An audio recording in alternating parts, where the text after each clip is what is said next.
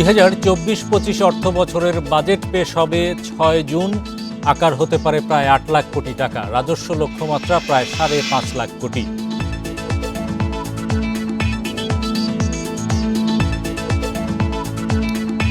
আইনি প্রক্রিয়ায় বাংলাদেশই পাবে জামদানির জিআই। আশা শিল্পমন্ত্রীর, জিআই সনদ পেল 14 পণ্য।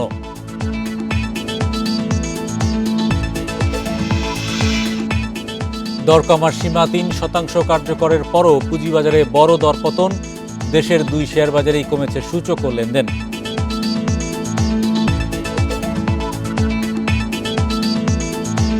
আমন্ত্রণ অর্থনীতি সারাদিনে আপনাদের সাথে আছি হরি সাহা। শুনছিলেন শিরোনাম, এবার জানাবো বিস্তারিত। আইনি লড়াই শেষে জামদানি শাড়ির মালিকানা বাংলাদেশেরই থাকবে বলে আশা শিল্পমন্ত্রীর। বৃহস্পতিবার রাজধানীতে 14টি পণ্যের জিআই সনদ প্রদান অনুষ্ঠানে তিনি একথা বলেন। এসব পণ্যের আন্তর্জাতিক বাজার ধরতে জুড়ে দেওয়া হবে লোগো। গত 1 ফেব্রুয়ারি ভারতের পশ্চিমবঙ্গ সরকার জামদানি শাড়িকে নিজেদের জিআই পণ্য হিসেবে স্বীকৃতি দিলে টনক নড়ে বাংলাদেশের। ঐতিহ্যবাহী পণ্যটির মালিকানা ফিরে পেতে 2 বাংলায় দ্বারস্থ হয় আদালতের। এরপর থেকে জিআই পণ্যের তালিকা বাড়াতে তৎপর হয়ে ওঠে শিল্প মন্ত্রণালয়। এরই ধারাবাহিকতায় স্বীকৃতি পেতে জামদানি শাড়ি, যশোরের খেজুরে গুড় সহ 14টি পণ্যের সনদ দেয় মন্ত্রণালয়। জিআই বা ভৌগোলিক নির্দেশক স্বীকৃতির মাধ্যমে একটি পণ্যের উৎপাদন ও বিক্রির সম্পূর্ণ অধিকার নিশ্চিত হয়। সারা দেশে এমন আরও 500 পণ্যের যাচাই বাছাই চলছে। স্বীকৃতি পেলে আন্তর্জাতিক বাজার ধরতে যোগ করা হবে ট্যাগ ও লোগো, জানান পেটেন্ট, ডিজাইন এবং ট্রেডমার্কস অধিদপ্তরের মহাপরিচালক। প্রত্যেকটা জিও পণ্যের বাণিজ্যিক ব্যবহারের জন্য ট্যাগ লোগোর ব্যবস্থা করব। ইতিমধ্যে আমাদের এই নীতিমালা তৈরির কাজ চলছে। যখনই হবে আপনারাও জানতে পারবেন এবং সেই অনুযায়ী আমরা ট্যাগটা যদি হয়ে যায় তাহলে আমাদের এই জিআই পণ্যটা বাণিজ্যিকীকরণে সফল হবে। জামদানির মালিকানা পেতে আইনি লড়াইয়ে বাংলাদেশ জিতবে বলে আশা শিল্পমন্ত্রীর। যেহেতু আমরা পার্শ্ববর্তী দেশ, অনেকে গেছে অন্য কোনো পার্সপেক্টিভে হয়তো তারা দাবি করেছে, and we have to prove ইট।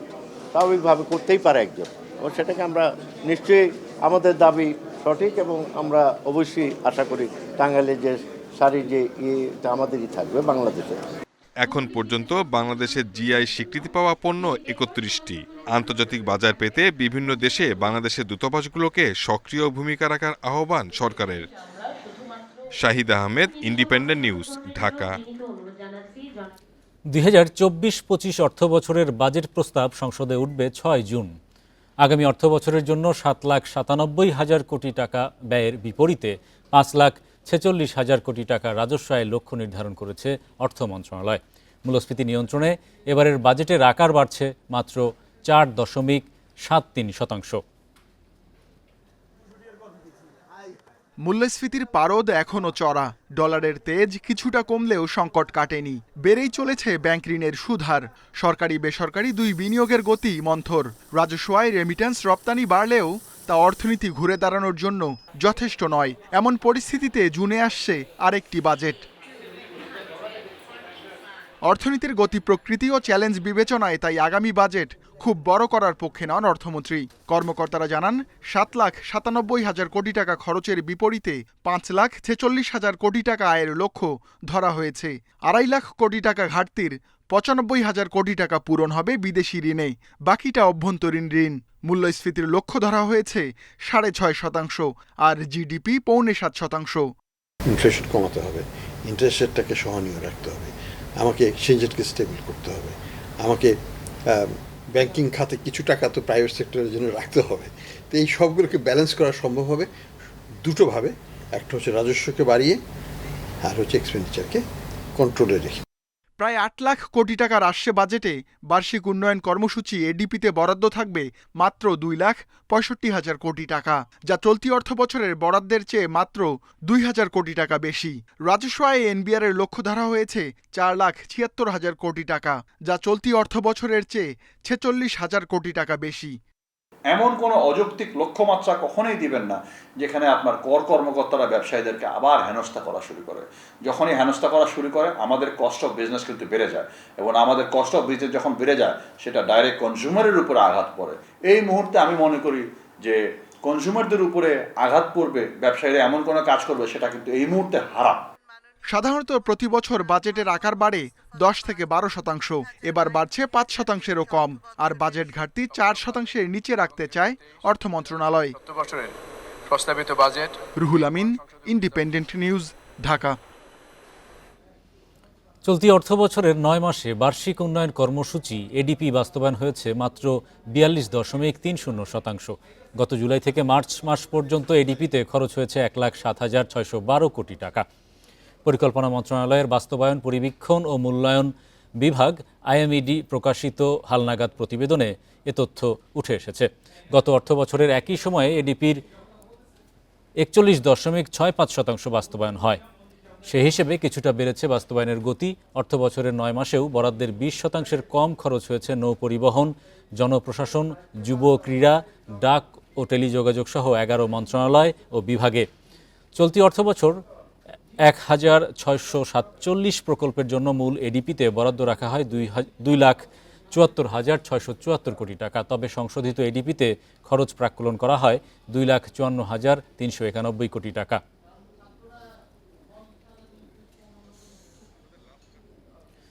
দর কমার সীমা 3% বেঁধে দেওয়ার নির্দেশনা কার্যকরের পরও শেয়ার বাজারে আজ বড় দরপতন হয়েছে। বৃহস্পতিবার ঢাকা স্টক এক্সচেঞ্জের প্রধান সূচক কমেছে প্রায় 60 পয়েন্টের বেশি। লেনদেন কমেছে 91 কোটি টাকার ওপরে। অন্যদিকে চট্টগ্রাম স্টক এক্সচেঞ্জের সার্বিক সূচক কমেছে 164 পয়েন্টের বেশি। পুঁজিবাজারের টানা দরপতন রোধে শেয়ারের দাম কমার নতুন সীমা বেঁধে দিয়েছে নিয়ন্ত্রক সংস্থা বিএসইসি। নির্দেশনা অনুযায়ী ফ্লোর প্রাইস থাকা 6 কোম্পানি ছাড়া বাকি প্রতিষ্ঠানের শেয়ারের দর সর্বোচ্চ 3% পর্যন্ত কমতে পারবে। তবে বৃহস্পতিবার থেকে নতুন নির্দেশনা কার্যকরের পরও পুঁজিবাজারে বড় দরপতন দেখা গেছে। দিনের শুরুতে কিছুটা ঊর্ধ্বমুখী হলেও শেষ পর্যন্ত ডিএসইর প্রধান সূচক কমে 60.48 পয়েন্ট, অবস্থান 5,518 পয়েন্টে। এদিন সূচকের সঙ্গে ডিএসইতে কমেছে লেনদেনও। মোট লেনদেন হয় 511 কোটি 43 লাখ টাকার শেয়ার। আগের দিনের চেয়ে লেনদেন কমেছে 91 কোটি 30 লাখ টাকা। হাতবদলে অংশ নেওয়া ডিএসসির 396টি কোম্পানি ও মিউচুয়াল ফান্ডের মধ্যে দর হারিয়েছে 75 প্রতিষ্ঠানের শেয়ারের। এর মধ্যে দর বেড়েছে মাত্র 69টির, কমেছে 300টির এবং অপরিবর্তিত রয়েছে 27টির প্রতিষ্ঠানের শেয়ার দর। সবচেয়ে বেশি লেনদেন হওয়া প্রতিষ্ঠানের তালিকায় প্রথম অবস্থানে আছে ওরিয়ন ইনফিউশন, দ্বিতীয় লাভেলো এবং তৃতীয় অবস্থানে আছে ইনফরমেশন টেকনোলজি কনসালটেন্টস। শতাংশের দিক থেকে দর বৃদ্ধি তালিকায় প্রথম অবস্থানে আছে ইউনাইটেড ফাইন্যান্স, দ্বিতীয় খুলনা প্রিন্টিং অ্যান্ড প্যাকেজিং এবং তৃতীয় অবস্থানে আছে এডিয়ান টেলিকম। অন্যদিকে চট্টগ্রাম স্টক এক্সচেঞ্জের সার্বিক সূচক কমেছে 164.43 পয়েন্ট। লেনদেন হয় 11 কোটি 10 লাখ টাকার share. Amirul Islam, independent news. Bangabandhu Sheikh Mujib শিল্পনগরে পানির চাহিদা মেটাতে সমুদ্রের নোনা পানি পরিশোধন করা হতে পারে, একথা জানিয়েছেন অর্থনৈতিক অঞ্চল কর্তৃপক্ষ বেজার নির্বাহী চেয়ারম্যান শেখ ইউসুফ হারুন। দুপুরে রাজধানীতে বর্জ্য পানি পরিশোধনকারী মার্কিন কোম্পানি ডুপন্ট আয়োজিত সেমিনারে একথা জানান তিনি। বলেন, 2040 সাল নাগাদ বঙ্গবন্ধু শিল্পনগরে দিনে 100 কোটি লিটার পানির চাহিদা তৈরি হবে। তিনি জানান, বর্তমানে গভীর নলকূপের মাধ্যমে প্রতিদিন 5 কোটি লিটার পানি উত্তোলন হচ্ছে। আরও 10 কোটি লিটার পানি পেতে 2টি পরিশোধনাগার নির্মাণ হচ্ছে। মেঘনা ও ডাকাতিয়া নদী থেকে দিনে 50 কোটি লিটার উত্তোলনে চট্টগ্রাম ওয়াসার মাধ্যমে একটি প্রকল্প বাস্তবায়নের পরিকল্পনা আছে। তিনি বলেন, বঙ্গবন্ধু শিল্পনগর ছাড়াও সাবরাং ট্যুরিজম পার্ক, মহেশখালী অর্থনৈতিক অঞ্চল, চীনা অর্থনৈতিক অঞ্চল, ভারতীয় অর্থনৈতিক অঞ্চলে পানির চাহিদা পূরণ করা অত্যন্ত কঠিন হবে।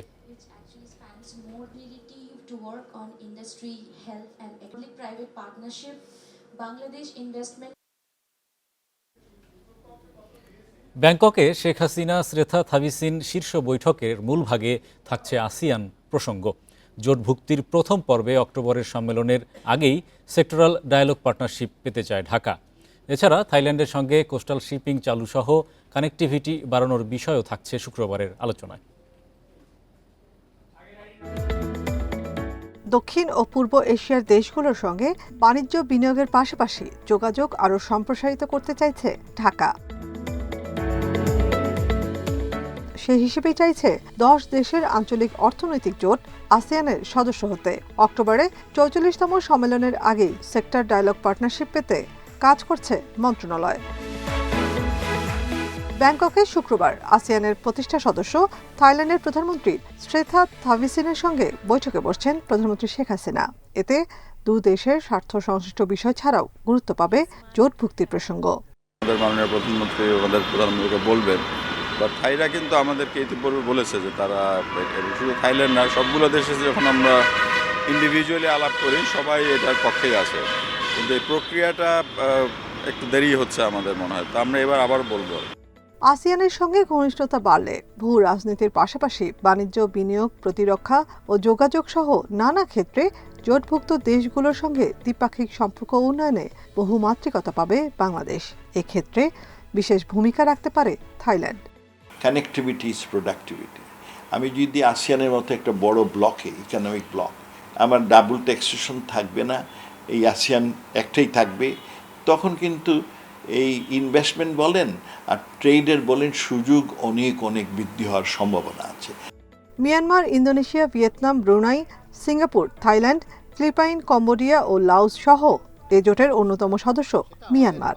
রোহিঙ্গা সংকট সমাধানে তাই জোটে থেকে আরও সোচ্চার ভূমিকার পরিকল্পনা ঢাকার। পার্টনারশিপ হওয়া ভালো আমি মনে করি, এবং যদি তারা রোহিঙ্গার ব্যাপারে যদি জোরালো পদক্ষেপ নিতে পারে সেটাও আমাদের জন্য ভালো। চীন, ভারত বা রাশিয়ার পরে রোহিঙ্গা সংকট সমাধানে বড় ভূমিকা রাখতে পারে আসিয়ান। তাই ঢাকা মনে করে আসিয়ানের সঙ্গে সম্পর্ক যত ঘনিষ্ঠ হবে মিয়ানমার তত চাপে পড়বে। নাফিজুদ্দৌলা, ইন্ডিপেন্ডেন্ট নিউজ, ঢাকা। আজ চট্টগ্রাম বন্দর দিবস। সাম্প্রতিক বছরগুলোতে সক্ষমতার সর্বোচ্চ ব্যবহারের মাধ্যমে পণ্য ওঠানামায় দক্ষতা দেখিয়েছে এ বন্দর। তবে বন্দরের মধ্যে দীর্ঘমেয়াদী উন্নয়ন প্রকল্পগুলো নানা কারণেই গতি হারিয়েছে। ফলে দেশের সামগ্রিক অর্থনৈতিক অগ্রযাত্রায় কুলিয়ে উঠতে চ্যালেঞ্জের মুখোমুখি বন্দরটি। খ্রিস্টপূর্ব 4র্থ শতকে কর্ণফুলীর মোহনায় গড়ে ওঠা নৌ পোতাশ্রয় 14দশ শতকে এসে বন্দরে রূপ নেয়। সে সময় প্রোটো গ্র্যান্ডো নামে পরিচিত ছিল এটি।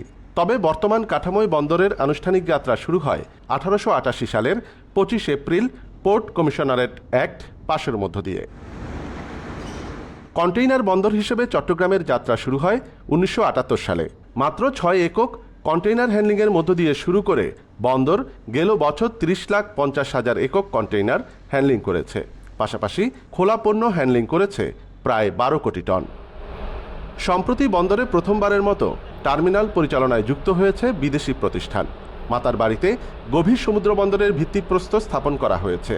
তবে চলমান মধ্য ও দীর্ঘমেয়াদী প্রকল্প বাস্তবায়নে গতি না থাকায় বন্দর ব্যবহারকারীরা উদ্বিগ্ন।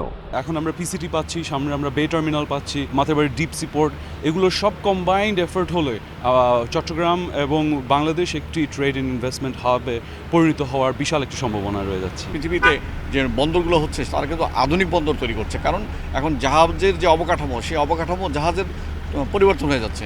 সেই ক্ষেত্রে বন্দরের অবকাঠামোগুলো পরিবর্তন করে তার সাথে কিন্তু সমন্বয় ঘটাতে হবে, নাহলে কিন্তু দেখা যাবে যে জাহাজ একরকম, সেই বন্দরগুলো তার লোড নিতে পারছে না। তবে বন্দরের অগ্রযাত্রা নিয়ে সন্তুষ্ট কর্তৃপক্ষ। আশা আগামী 3 বছরের মধ্যে নতুন রূপে দেখা দেবে চট্টগ্রাম বন্দর। মেগা এই প্রকল্পগুলোর ম্যাসিভ কাজ চলবে এবং তারপরে ইনশাআল্লাহ 3 থেকে 3.5 বছর পরে এর সুফলগুলো আমরা ভোগ করতে শুরু করব। এতে করে চট্টগ্রামের সক্ষমতা প্রায় এখন যেটা আছে তার 3 গুণের অলমোস্ট বা 3 টাইমস তার সেই সক্ষমতাটা বৃদ্ধি পাবে। দেশের প্রধান এই সমুদ্র বন্দর দিয়ে বর্তমানে আমদানি রপ্তানি বাণিজ্যের 92% পরিচালিত হয়। অনুপম শীল, ইন্ডিপেন্ডেন্ট নিউজ, চট্টগ্রাম। কিশোরগঞ্জ ও নেত্রকোনায় শুরু হয়েছে হাওড় অঞ্চলে বোরো ধান কাটা। কৃষাণীরা ব্যস্ত সময় পার করছেন ধান মাড়াইয়ের। এবছর ধানের ফলন ভালো হওয়ায় খুশি তারা। শিলাবৃষ্টি ও আগাম বন্যার শঙ্কায় 80% পাকলে কাটতে হবে ধান। কৃষি বিভাগের এমন পরামর্শে প্রখর রোদের তাপ উপেক্ষা করে বোরো ধান কাটায় ব্যস্ত কিশোরগঞ্জের হাওড় অঞ্চলের কৃষকেরা। কিষাণীরা সাহায্য করছেন কৃষকদের। এবার ফলন ভালো হওয়ায় খুশি কৃষকরা। তবে ধানের ন্যায্য দাম পাওয়া নিয়ে রয়েছে সংশয়ে। 90 টাকা করছি, মনে করেন ফসলও ভালো হয়েছে, রোদ পাইছি ভালো, শুকায় ধান বাড়িতে নিতে পারছি। ধান কাটতে ব্যবহার হচ্ছে 700-এরও বেশি কম্বাইন হারভেস্টার মেশিন, যা দিয়ে দ্রুত সময়ে জমি থেকে ধান কাটা, মাড়াই সহ বস্তাবন্দি করা যাচ্ছে খুব সহজে। চলতি বছর জেলায় 1,67,150 হেক্টর জমিতে বোরো ধানের আবাদ হয়েছে। এর মধ্যে শুধু হাওরে হয়েছে 1,04,000 হেক্টর জমিতে। আবহাওয়া ভালো থাকলে 15 দিনে হাওরের সব ধান কাটা শেষ হবে বলে জানিয়েছে কৃষি বিভাগ। আবহাওয়া যদি অনুকূল থাকে তাহলে আগামী মে মাসের 10 তারিখের মধ্যে আমাদের হাওর অঞ্চলে সম্পূর্ণ ধান কাটা শেষ হয়ে যাবে বলে আমরা আশা করছি, এবং আমরা কৃষকদের পরামর্শ দিচ্ছি তাদের 80% ধান যদি পাকে তাইলে যেন তারা ধান কর্তন করে ফেলে। একই চিত্র নেত্রকোনার হাওর অঞ্চলে 613টি কম্বাইন হারভেস্টার ও রিপার মেশিন এবং 1200 কৃষক শ্রমিক দিয়ে বোরো ধান কাটা ও মাড়াইয়ের কাজ চলছে। সকাল থেকে ধান সিদ্ধ দিতেছি, ধান রইদ দিতেছি, সকাল থেকে আমরা শুহাইতেছি। লারণ লাগতেছে, উড়ানি লাগতেছে, পরিশ্রম হইতেছে, নানা পরিশ্রমে কি হইব, ফসল তো আল্লাহ বালাই দিছে। 1000 টাকার মধ্যে তারা বিভিন্ন ধানের কোয়ালিটি অনুসারে, মোটা চিকন অনুসারে তারা বিক্রি করতেছেন, এবং আমরা যথেষ্ট কৃষক ভাইদের সাথে কথা বলেছি। তারা এই বছর যে ধানের ফলন, সেই ফলন প্লাস বাজার মূল্য, এই দুটির ব্যাপারে তারা যথেষ্ট খুশি। নেত্রকোনার হাওরে এবার 2,70,500 টন ধান উৎপাদনের আশা কৃষি বিভাগের।